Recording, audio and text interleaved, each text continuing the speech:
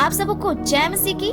दुनिया भर के लोग गुड फ्राइडे को यीशु मसीह की मौत के याद में बनाते हैं। अब तो उस दिन यीशु की मौत हुई थी, तो फिर क्यों उस दिन को गुड फ्राइडे के रूप में कहा जाता है? क्यों कहा जाता है कि वो गुड फ्राइडे है? क्योंकि उस दिन तो यीशु की मौत हुई थी। फिर क्यों कहा जाता है कि वो एक गुड फ्राइडे है, वो एक अच्छा दिन है?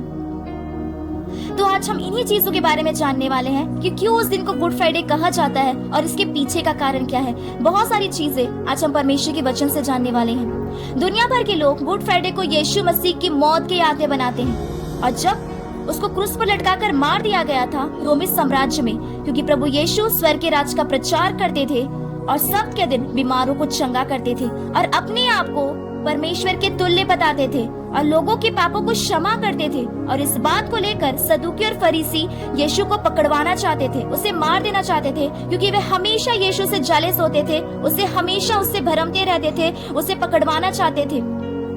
और जब प्रभु यीशु को पिलातुस के सामने ले जाया गया तो पिलातुस ने यीशु मसीह के ऊपर कोई भी दोष नहीं पाया। लोग उस पर थूकते थे, उसे मार के कहते थे, हमें बता कि तुझे किसने मारा, भविष्यवाणी कर। Only the Gospel of Mark, सिर्फ मरकुस की सुसमाचार में लिखा है कि उस पर एक सरकंडा मारा गया। वो सिर्फ एक सरकंडा नहीं था, बल्कि एक लोहे की रॉड थी जिससे उसके सर पर बहुत ब्लीडिंग हो रही थी।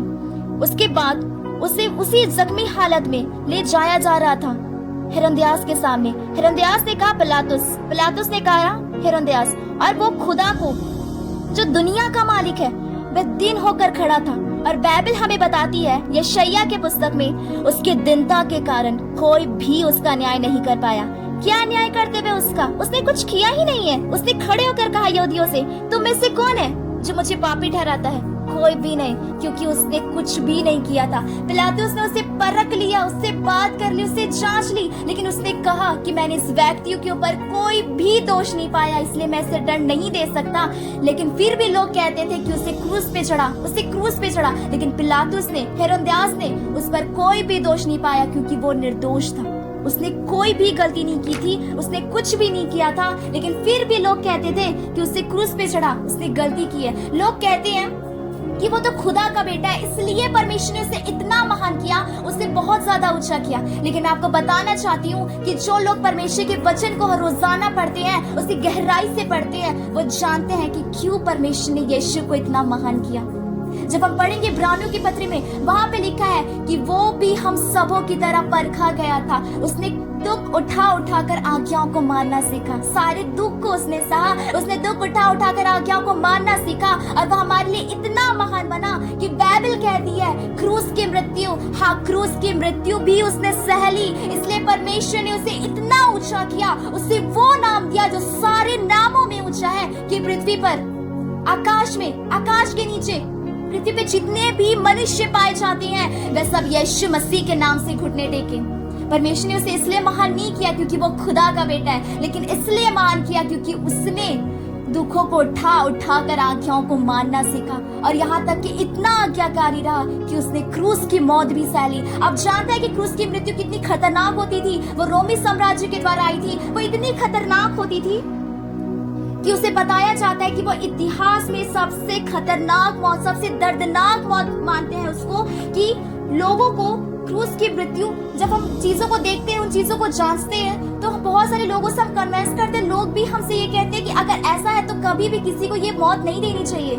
लेकिन ये परमेश्वर की योजना थी कि हमारे लिए अपने गुस्से को, अपने चीजों को परमेश्वर ने, हमारी चीजों को परमेश्वर ने अपने पुत्र के ऊपर ला दिया, उस पे छोड़ दिया कि वो इतनी दर्दनाक मौत को सह सके। उसने कभी कोई गलती नहीं की थी, उसने कभी कोई बुराई नहीं की थी, उसने पलट कर आंसर नहीं दिया, उसने लोगों को कुछ भी नहीं कहा। लेकिन बाइबल कहती है कि वो शांत खड़ा था क्योंकि वो हमारे लिए सारी चीजों को सह रहा था। लेकिन फिर भी यहूदी कहते थे कि उसे क्रूस पर चढ़ा, उसे क्रूस पर चढ़ा। मजबूरन ये आज्ञा दी गई कि यीशु को क्रूस पे चढ़ाए दे। और जिस दिन प्रभु यीशु मसीह को क्रूस पर चढ़ाया गया था वो दिन फ्राइडे का दिन था, इसलिए मसीहों ने इसे गुड फ्राइडे का नाम दे दिया। और हर साल इस दिन को दुनिया भर में गुड फ्राइडे के रूप में बनाया जाता है। कुछ लोग गुड फ्राइडे के दिन दुखी होते हैं क्योंकि उनका मानना है कि यीशु हमारे लिए क्रूसित हुए थे, जबकि दूसरे मसीह इस समय खुश होते हैं और सड़कों में प्रचार करते हैं। तो अब ये क्वेश्चन है कि हमें क्या होना चाहिए, हम क्या करें, क्या हमें भी खुश होना चाहिए या हमें भी शोक बनाना चाहिए कि यीशु क्रूसित हुए थे। देखिए, जब परमेश्वर ने सृष्टि की रचना की थी तो सब कुछ भला था। परमेश्वर ने आकाश, पृथ्वी, पक्षियों और आदम हवा को भी बनाया। सब कुछ परमेश्वर ने बनाया और परमेश्वर ने आदम को मात्र एक ही आज्ञा दी थी कि वो बगीचे के बीच के फल को ना खाए, भले और बुरे ज्ञान के वृक्ष के पेड़ को ना खाए। लेकिन उसने परमेश्वर की आज्ञाओं को नहीं माना और वहीं से पाप आ गया और पाप आने वाली हर एक पीढ़ी में फैलता गया और हर एक व्यक्ति पाप का शिकार बनता गया। इंसान पाप से चाह कर भी बाहर नहीं आ सकता था क्योंकि पाप हमें हमेशा परमेश्वर से दूर कर देती है। मैंने एक सेपरेट वीडियो बनाई है पाप के बेस पे, आप उसे जरूर जाके देखिएगा ताकि आपके और भी चीजें क्लियर हो सके कि पाप क्या है। इसलिए परमेश्वर ने मनुष्य के लिए एक रास्ता तैयार किया। वो रास्ता स्त्री के वंश से ही हुआ। जब हम पढ़ते हैं उत्पत्ति उसके 3:15 में लिखा है, और मैं तेरे और स्त्री के बीच बैर उत्पन्न करूंगा। जब हम देखते हैं और हम इस चीज को जानते हैं कि जब प्रभु यीशु मसीह 2000 साल पहले इस दुनिया में हमारे लिए आए थे, जिसने हम सभी मनुष्य के पापों का बोझ अपने ऊपर उठाया, हमारे लिए वो मारा गया, गाड़ा गया और हमारे लिए उसने अपने हाथों और पैरों पे कीले ठुकाए। हमारे पैर जो हमेशा बुराई करने की ओर भागते चले जाते थे, बुराई करने के लिए और दौड़ते थे, बाइबल कहती है कि यीशु मसीह ने अपने पैरों में कीले ठुकवा लिए। हमारे हाथ जो हमेशा बुराई करने के लिए ही चीजों को पकड़ते थे, बाइबल हमें बताती है कि यीशु मसीह ने हमारे अपने हाथों पे कीले ठुकवा लिए। जब हम पढ़ेंगे द बुक ऑफ जेनेसिस, वहां पे लिखा हुआ है कि मनुष्य के मन में जो कुछ भी, यानी कि उसकी माइंड में जो कुछ भी आता है वो हमेशा बुरा ही आता है। इसलिए प्रभु यीशु ने अपने सर पे कांटों का ताज पहन लिया। ये हक मनुष्यों को नहीं दिया गया कि वो यीशु को पकड़वाए, वो यीशु को तकलीफ दे, वो यीशु को मारे, वो यीशु को क्रूस पे चढ़ाए। लेकिन बाइबल हमें बताती कि ये आज्ञा उन्हें स्वर्ग की ओर से दी गई थी, वरना वो कभी यीशु को छू नहीं पाते। जब हम पढ़ेंगे तो वहां पे वचन हमें बताते कि जब प्रभु यीशु मसीह गतसमनी के बगीचे में जाके प्रार्थना कर रहे थे और जब लोग आके उन्हें पकड़ रहे थे और जब प्रभु यीशु ने वहां पे बताया, उन्हें कहा कि यदि मैं चाहूं तो अपने पिता से विनती कर सकता हूं और मैं 12 पलटन से अधिक स्वर्गदूत यहाँ पे उपस्थित कर देगा। अगर वो स्वर्गदूत वहां पे आ जाते यीशु के एक कहने से, तो मैं आपसे सच कह रही हूँ कि वहां पे लाशी के अलावा कुछ भी नहीं होता। लेकिन उसने अपनी इच्छा पूरी नहीं की। उसने कहा कि प्रभु मेरी नहीं लेकिन तेरी इच्छा पूरी हो। हम सबों का दर्द, हम सबों का बोझ, हम सबों का पापों का तकलीफ जो था वो प्रभु ने अपने ऊपर सहा। जो हमको सहना था खुदा ने खुद के ऊपर सहा। जो पाप के भागीदार हम थे, जो हमको सहना था वो खुदा ने अपने ऊपर सहा। आपको पता है जब एक व्यक्ति अपने पाप में मरता है, वो पाप में मर जाता है, वो कभी परमेश्वर के पास नहीं जा सकता, वो खुदा से मिल नहीं सकता। उसके लिए एक दूसरी जगह तैयार की गई है जिसे हम नर्क कहते हैं। अपनी मौत के बाद बाइबल हमें बताती है कि वो पृथ्वी के भीतर था 3 दिन और जाकर उसने कैदी आत्माओं को भी प्रचार किया, क्योंकि वो जानता है कि नर्क कितनी खतरनाक है, क्योंकि नर्क हमेशा परमेश्वर के क्रोध के कटोरे को दर्शाती है। इसलिए परमेश्वर ने हर चीज अपने लिए, हमारे लिए सही, हमारे तकलीफों को सही, हमारे दर्द को उसने सहा। बाइबल हमें बताती है कि उसने हमारे तकलीफों को उठा लिया और हमें पापों से आजाद कर दिया। जब आदम हवा ने पाप किया था, जब वो पाप करके परमेश्वर से दूर हो चुके थे, परमेश्वर से साइड हो चुके थे, परमेश्वर के पास कोई भी रास्ता नहीं, कोई भी जरिया नहीं कि वो मनुष्य को अपने पास लेकर आ सके, क्योंकि पाप पीढ़ी दर पीढ़ी बढ़ता चला जा रहा था और पाप हमें हमेशा परमेश्वर से दूर कर देती है। पाप में चाह कर भी अगर कोई व्यक्ति पाप से भरा हुआ है, उसका जीवन पाप से भरा हुआ है, परमेश्वर चाह कर भी उसके जीवन में नहीं आ सकते, क्योंकि वो व्यक्ति पाप से भरा हुआ है। क्योंकि पाप परमेश्वर के पास वास नहीं कर सकती। वो पवित्र परमेश्वर है, वो दयावंत परमेश्वर है, वो इतना ज्यादा पवित्र है कि पाप कभी भी उसके समीप नहीं आ सकती, कभी नहीं आ सकती। इसलिए परमेश्वर ने एक रास्ता तैयार किया, एक जरिया तैयार किया और वो जरिया स्त्री के वंश से था, जिससे परमेश्वर ने अपने पुत्र को हम सबों के लिए 2000 साल पहले भेजा कि वो हमारे पापों का बोझ अपने ऊपर उठाए और हमें पापों से आजाद करे। हमारा रास्ता जो आदम से बंद हो चुका था वो यीशु मसीह के द्वारा खुल जाए। आपने सुना होगा कि पासवान चर्च में कहते हैं कि जब भी आप प्रार्थना करते हैं तब ये आपकी स्टार्टिंग प्रार्थना होनी चाहिए कि प्रभु हम यीशु मसीह के नाम से आपके पास आते हैं। ये सच है, क्योंकि बाइबल हमें बताती है कि प्रभु ने कहा कि बिना मेरे द्वारा तुम पिता के पास नहीं जा सकते।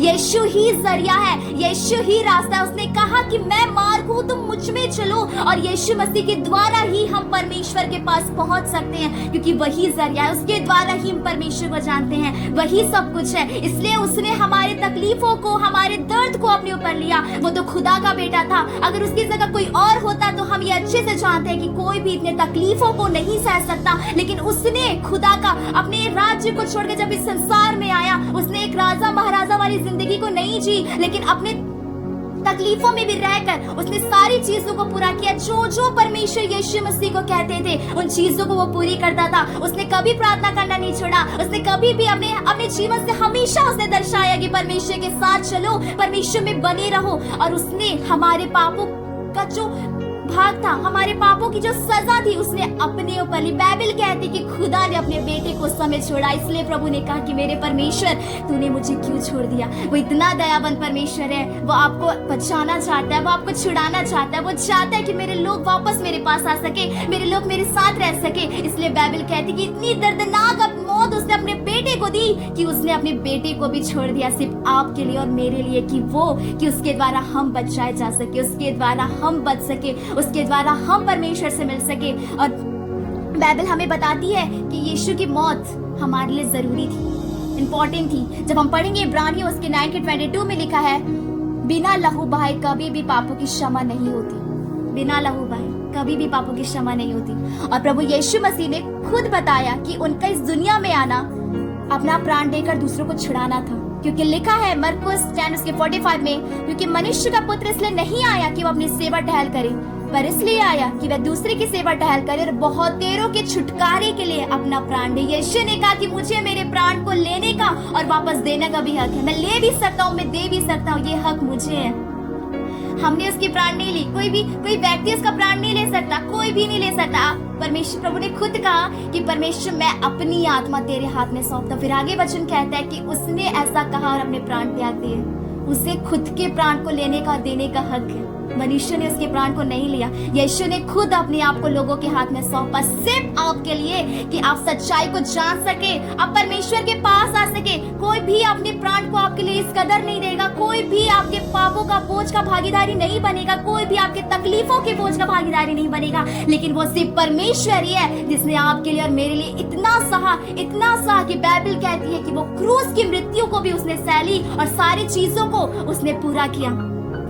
यीशु का जन्म ही हमारे लिए और हमारे प्राणों, हमारे पापों के लिए हुआ था, ताकि जो कोई भी उस पर विश्वास करे उस पर पाप की प्रभुता कभी नहीं होगी। और प्रभु यीशु मसीह मरने के तीसरे दिन बाद मुर्दों में से जी उठे और उनकी कब्र आज भी खाली है। यशायाह के 53:5 में हम पढ़ते हैं कि उसके मार खाने से हम चंगे हुए हैं, उसके लहू बहाने से हमारा उद्धार हुआ है। बाइबल हमें बताती है कि उस पर ताड़ना पड़ी थी, लोग उस पर थूकते थे, उसे पसंद नहीं करते थे, और उसके मार खाने से हम चंगे हुए। यशायाह नबी ने ये बात यीशु के आने के 700 साल पहले कही थी कि वह हमारे लिए मारा जाएगा। इसलिए मैंने आपसे कहा कि यीशु का पैदा होने का मकसद ही उसकी मृत्यु थी, क्योंकि वो मनुष्य जाति को बचाना चाहता था पाप के प्रभुत्व से। वह परमेश्वर के पास लोगों को लाना चाहता था कि वो वापस से परमेश्वर से मिल सके, वापस से वो रिलेशन मेंटेन कर सके जो आदम और हवा का उस समय था जब उन्होंने पाप नहीं किया था। बाइबल हमें बताती है, जब हम पढ़ेंगे इब्रानियों की पत्री, वहां पे लिखा है कि बिना पवित्रता के हम परमेश्वर को नहीं देख सकते। जब आदम हवा उस समय थे जब उन्होंने पाप नहीं किया था,